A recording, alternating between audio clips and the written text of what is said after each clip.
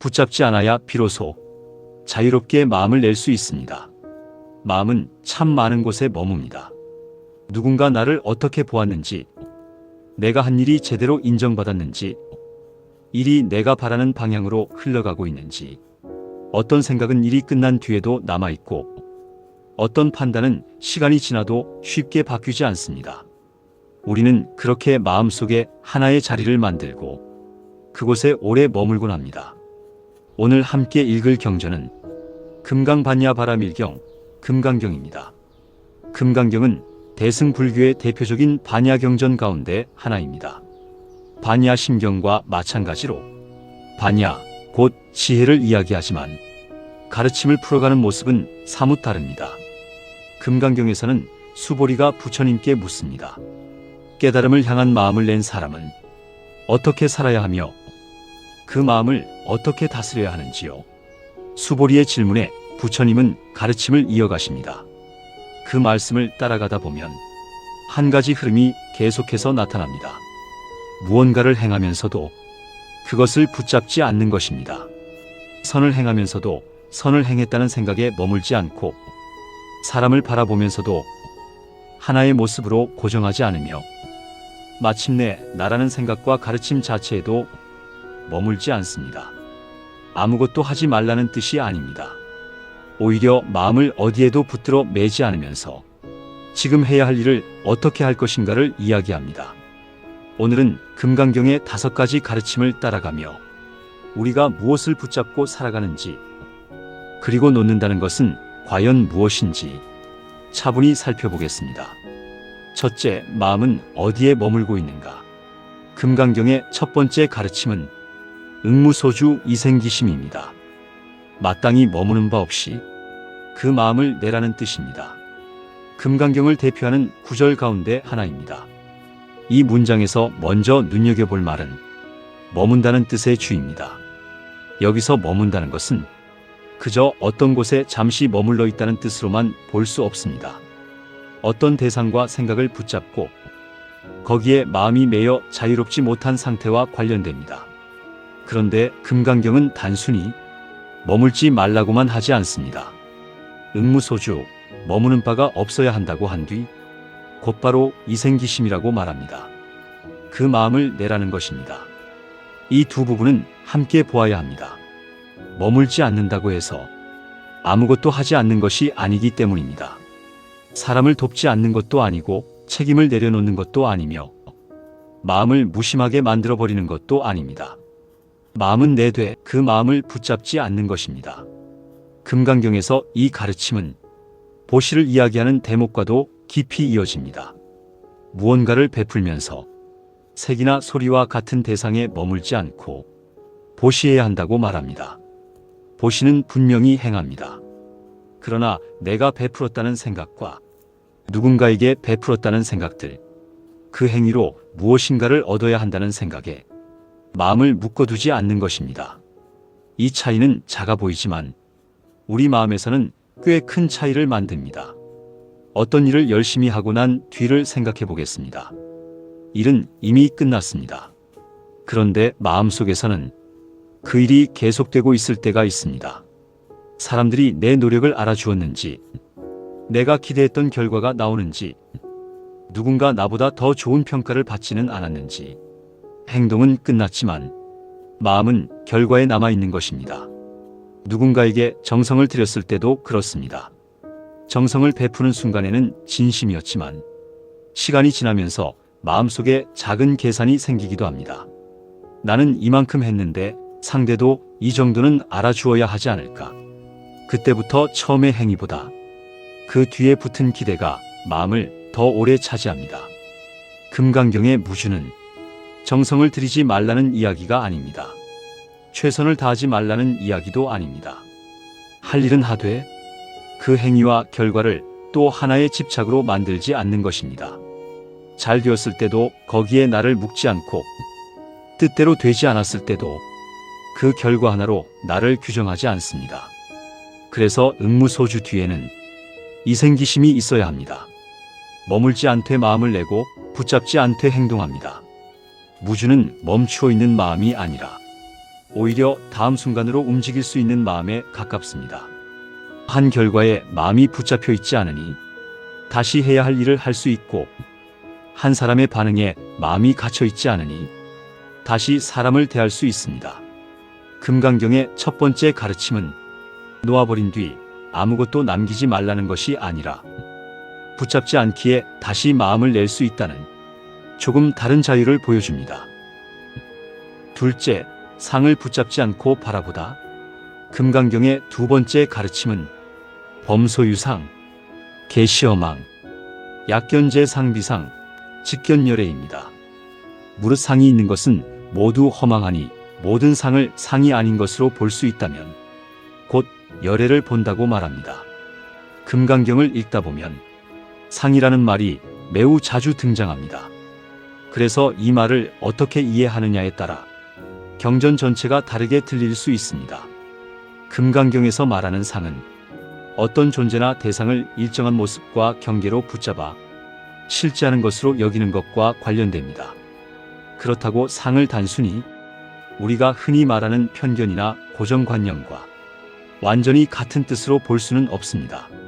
다만 오늘의 삶에서 이해하기 쉽게 바라보면 사람과 상황을 하나의 모습으로 굳혀버리는 마음에서도 그와 닿아있는 부분을 발견할 수 있습니다. 우리는 사람을 만날 때 그 사람 전체를 한 번에 알 수 없습니다. 그날의 표정을 보고 몇 마디 말을 듣고 몇 번의 행동을 경험합니다. 그런데 마음은 그 조각들을 모아 금세 하나의 결론을 만듭니다. 저 사람은 이런 사람이다. 한 번 만들어진 결론은 그 다음부터 우리가 보는 것에도 영향을 줍니다.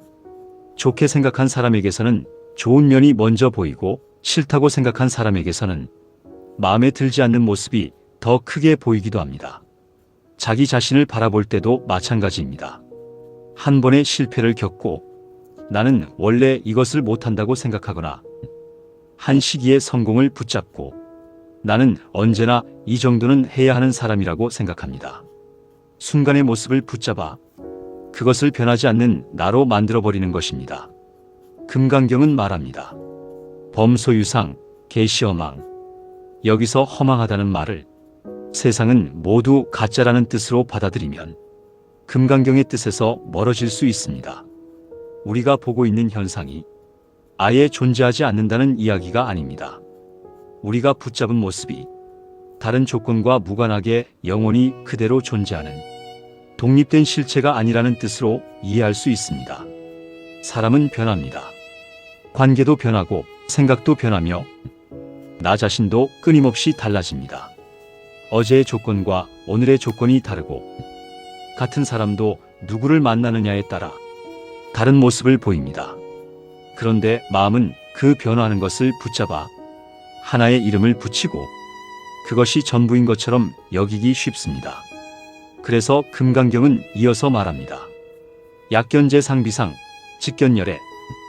모든 상이 그대로 고정된 실체가 아님을 본다면 열애를 본다고 표현합니다. 이 말 역시 단순히 사람을 좋게 보라거나 모든 판단을 하지 말라는 이야기는 아닙니다. 우리는 살아가며 판단해야 할 때가 있습니다. 어떤 선택이 필요한지 살펴야 하고, 위험한 일은 피해야 하며, 사람의 행동에 책임을 물어야 할 때도 있습니다. 문제는 판단 그 자체보다 그 판단을 변하지 않는 실체로 붙잡는 데 있습니다. 오늘 내가 본 모습이 그 사람의 전부라고 믿는 순간 나는 더 이상 그 사람을 보는 것이 아니라 내가 만들어 놓은 상을 보고 있을 수도 있습니다. 나 자신에게도 그렇습니다. 나는 원래 이런 사람이라는 말은 때로 나를 설명해주는 편리한 문장이지만 그 문장을 너무 단단히 붙잡으면 내가 달라질 가능성까지 가려버립니다. 상을 없애려고 애쓰기보다 지금 내가 보고 있는 것이 전부는 아닐 수 있음을 아는 것. 금강경은 그 자리에서 우리의 시선을 한층 더 깊은 곳으로 이끕니다. 셋째, 붙잡을 수 없는 마음. 금강경의 세 번째 가르침은 과거심 불가득, 현재심 불가득, 미래심 불가득입니다. 과거의 마음도 얻을 수 없고 현재의 마음도 얻을 수 없으며 미래의 마음도 얻을 수 없다는 뜻입니다. 짧은 구절이지만 우리가 흔히 말하는 내 마음을 다시 돌아보게 합니다. 우리는 하루에도 수없이 내 마음이라는 말을 사용합니다. 내 마음은 이렇다. 나는 아직 마음이 남아있다. 내 마음은 변하지 않았다. 마치 마음이라는 것이 내 안 어딘가에 하나의 모습으로 놓여 있고 필요할 때 꺼내볼 수 있는 것처럼 말합니다. 하지만 실제 마음을 살펴보면 그렇게 단순하지 않습니다. 어제는 분명 중요했던 일이 오늘은 별일 아닌 것처럼 느껴지기도 하고, 아침에는 화가 났던 일이 저녁이 되면 조금 다르게 보이기도 합니다. 반대로 그때는 아무렇지 않았던 일이 시간이 지나면서 더 크게 다가오기도 합니다. 마음은 조건에 따라 계속 움직입니다. 과거의 마음은 이미 지나갔습니다. 그때 분명히 있었던 마음이지만 지금 이 자리에서 그대로 다시 붙잡을 수는 없습니다. 우리는 과거를 기억할 수 있습니다. 하지만 기억 속의 마음과 그 순간 실제로 일어났던 마음이 완전히 같은 것이라고 말하기는 어렵습니다. 기억 역시 지금의 내가 과거를 바라보는 방식과 함께 있기 때문입니다. 미래의 마음은 아직 오지 않았습니다. 내일 내가 어떤 일을 만났을 때 정확히 어떤 마음이 일어날지 지금 모두 알 수는 없습니다. 지금은 절대로 용서하지 못할 것 같아도 시간이 흐른 뒤 마음이 달라질 수 있고, 지금은 아무렇지 않을 것 같던 일이 막상 닥치면 전혀 다르게 느껴질 수도 있습니다. 현재의 마음 역시 한 곳에 멈추어 기다려주지 않습니다. 지금 나는 이런 마음이다라고 알아차리는 동안에도 생각과 감정은 조금씩 달라지고 있습니다. 금강경의 삼심불가득은 시간을 부정하는 이야기가 아닙니다. 과거를 기억하지 말라는 것도 아니고 미래를 준비하지 말라는 뜻도 아닙니다. 중요한 것은 흐르는 마음을 고정된 실체처럼 붙잡지 않는 데 있습니다. 우리는 때때로 어느 한순간의 마음을 붙잡고 그것을 진짜 나라고 생각합니다. 한때 누군가를 미워했던 마음을 붙잡고 나는 아직도 그 사람을 미워한다고 말하고, 한번 품었던 결심을 붙잡고 내 마음은 절대 바뀌어서는 안 된다고 생각하기도 합니다. 하지만 마음이 달라지는 것은 반드시 나약함을 뜻하지 않습니다. 조건이 달라지게 되고 보는 것이 달라지게 되고 이해가 깊어지면 마음도 달라질 수 있습니다. 붙잡을 수 없는 것을 붙잡을 수 있다고 믿을 때 우리는 지나간 마음에 현재를 맞추려고 합니다. 금강경은 그 마음조차 고정해서 소유할 수 있는 것이 아니라고 말합니다. 과거의 마음은 과거의 마음으로 두고 아직 오지 않은 마음은 미리 결정하지 않으며, 지금 일어나는 마음 역시 영원한 나의 모습이라고 단정하지 않는 것. 그렇게 마음을 바라보면 변화는 더 이상 두려운 일만은 아닙니다. 마음이 변할 수 있다는 것은 지금의 괴로움 역시 영원히 같은 모습으로 머물지는 않는다는 뜻이기도 합니다. 넷째, 나라는 상을 내려놓다. 금강경의 네 번째 가르침은 무아상, 무인상, 무중생상, 무수자상입니다. 금강경에는 네 가지 상, 곧 사상에 대한 가르침이 반복해서 등장합니다. 아상은 나라는 고정된 주체를 붙잡는 관념입니다. 인상은 나와 타인을 일정한 경계로 나누어 고정된 존재로 바라보는 관념입니다. 중생상은 중생을 일정한 실체적 존재로 붙잡는 관념을 말합니다. 수자상은 전통적으로 생명이 일정한 주체로 지속된다고 붙잡는 관념을 가리킵니다. 이 네 가지를 처음 들으면 조금 어렵게 느껴질 수 있습니다. 하지만 금강경이 왜 계속 이 이야기를 되풀이하는지 살펴보면 앞에서 보았던 상의 가르침과 이어집니다. 우리는 세상을 바라볼 때 수많은 상을 만들지만 그 가운데 가장 놓기 어려운 것은 아마도 나에 대한 상일 것입니다. 나는 이런 사람이다. 나는 이런 대우를 받아야 한다. 나는 이만큼 살아왔다. 나는 이런 역할을 해야 한다. 우리는 살아오면서 수많은 모습의 나를 만들어갑니다. 부모인 나의 모습, 자식인 나의 모습, 직장에서의 내 모습, 가족 안에서의 내 모습, 인정받아야 하는 나, 항상 옳아야 하는 내 모습, 실수해서는 안 되는 나도 있습니다. 이러한 역할 자체가 잘못된 것은 아닙니다. 부모에게는 부모의 책임이 있고 자식에게는 자식의 역할이 있으며 사회 속에서 살아가는 이상 우리는 여러 관계와 역할을 맡게 됩니다. 문제는 그 역할을 변하지 않는 나 자체로 붙잡을 때 생깁니다. 예를 들어 나는 부모다라는 사실과 부모인 내 말은 자식이 따라야 한다는 생각은 같은 말이 아닙니다. 나는 오랫동안 이 일을 해왔다는 사실과 내 판단이 언제나 옳아야 한다는 생각도 같지 않습니다. 역할 위에 생각이 붙고 생각 위에 기대가 붙으며 그 기대가 지켜지지 않을 때 서운함과 분노가 생기기도 합니다. 그때 마음을 흔드는 것은 상대의 행동만이 아닐 수 있습니다. 내가 어떤 사람이어야 한다고 오랫동안 붙잡아온 상이 함께 흔들리고 있는 것일 수도 있습니다. 금강경이 무아상을 말한다고 해서 나라는 존재 자체를 없애라는 뜻으로 단순하게 받아들일 필요는 없습니다. 또 나와 남의 차이를 무시하라는 뜻도 아닙니다. 금강경이 계속해서 살펴보는 것은 나와 남을 고정된 실체로 붙잡는 마음입니다. 나라는 상이 단단해질수록 세상은 자연스럽게 나와 나 아닌 것으로 나뉘기 쉽습니다. 내 생각과 다른 사람, 내 편과 다른 편, 나를 인정하는 사람과 나를 인정하지 않는 사람, 그 구분 자체보다 더 중요한 것은 그 구분을 얼마나 단단히 붙잡고 있느냐입니다. 내가 옳다는 생각을 잠시 내려놓으면 상대가 옳다는 뜻이 되는 것이 아닙니다. 다만 내가 보고 있는 것만이 전부라고 단정하지 않을 여지가 생깁니다. 나라는 상을 내려놓는다는 것도 나를 하찮게 만드는 일이 아닙니다.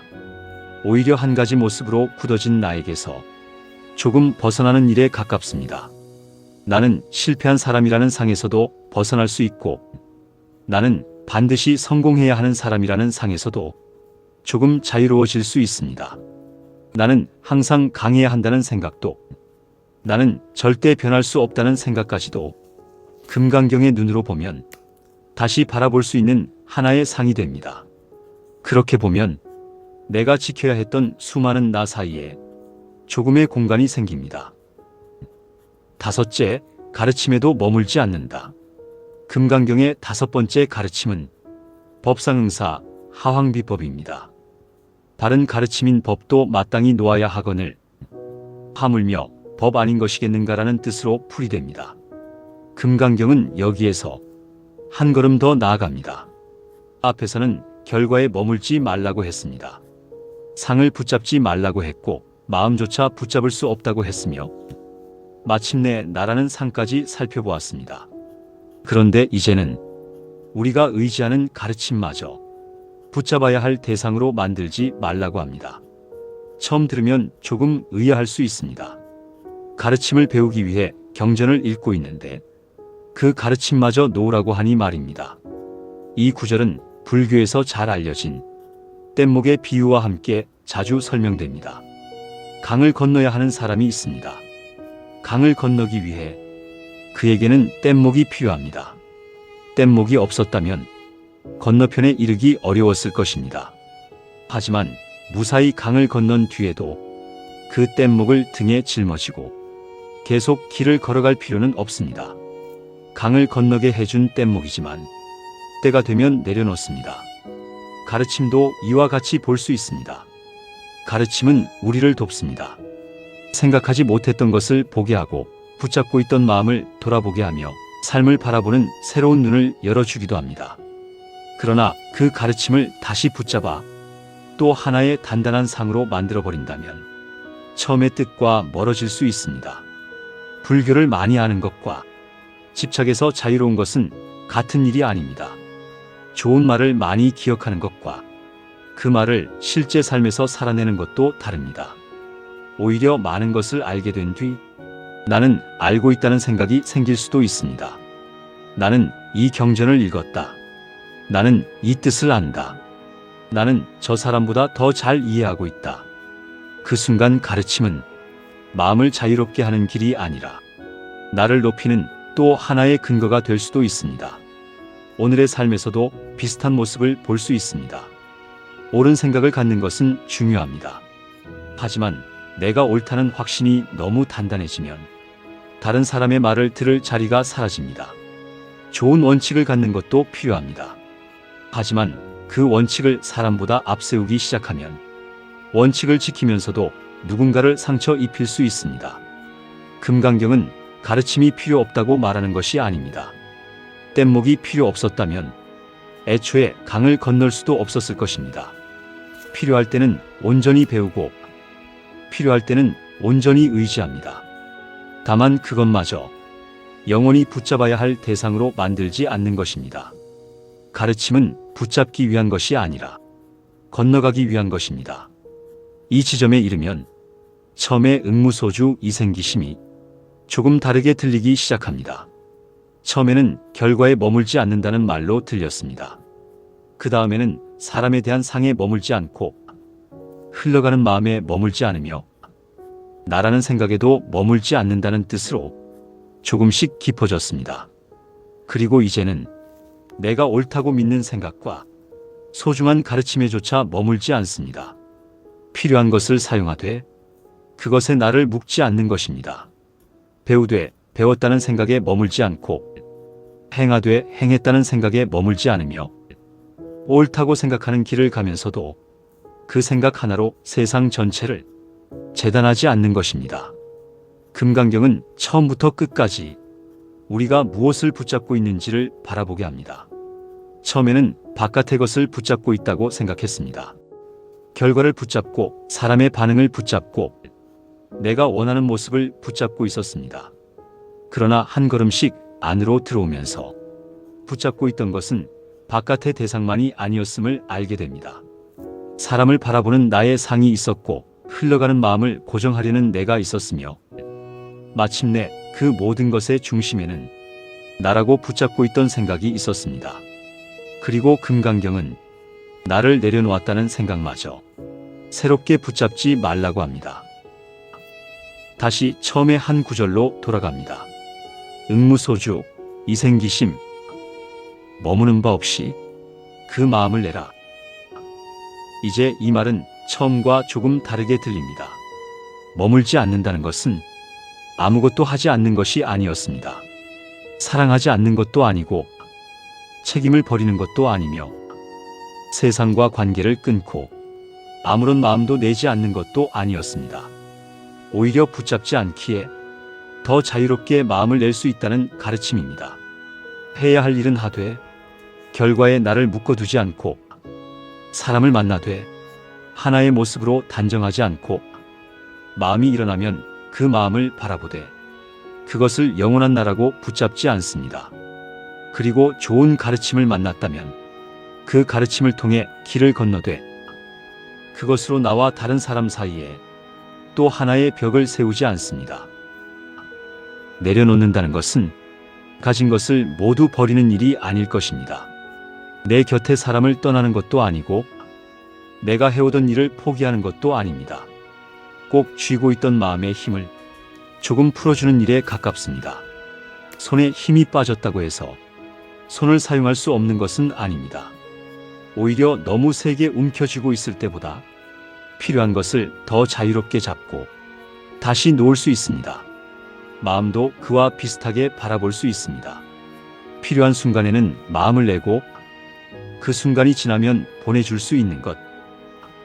좋은 일이 찾아오면 기뻐하되 그 기쁨이 영원해야 한다고 붙잡지 않고 뜻대로 되지 않는 일이 생기더라도 그 한 번의 결과를 나의 전부로 만들지 않는 것. 누군가의 한 모습을 보았더라도 그것이 그 사람의 전부라고 단정하지 않고 오늘의 내 마음이 어떠하더라도 그 마음이 영원히 계속될 것이라고 미리 결정하지 않는 것입니다. 금강경이 말하는 무주는 삶에서 멀어지는 길이라기보다 삶 속에 있으면서도 그 무엇에도 마음을 완전히 붙들어 매지 않는 지혜로 읽어볼 수 있습니다. 붙잡지 않아야 비로소 자유롭게 마음을 낼 수 있습니다. 처음에 함께 읽었던 이 문장이 이제 조금은 다른 의미로 다가오기를 바랍니다. 오늘 함께한 금강경의 말씀이 무언가를 억지로 버리는 시간이 아니라 내가 무엇을 너무 단단히 붙잡고 있었는지 조용히 바라보는 시간이 되었기를 바랍니다. 오늘 밤도 부처님의 말씀과 함께 평안한 밤 보내시길 바랍니다. 붓다의 법향이었습니다.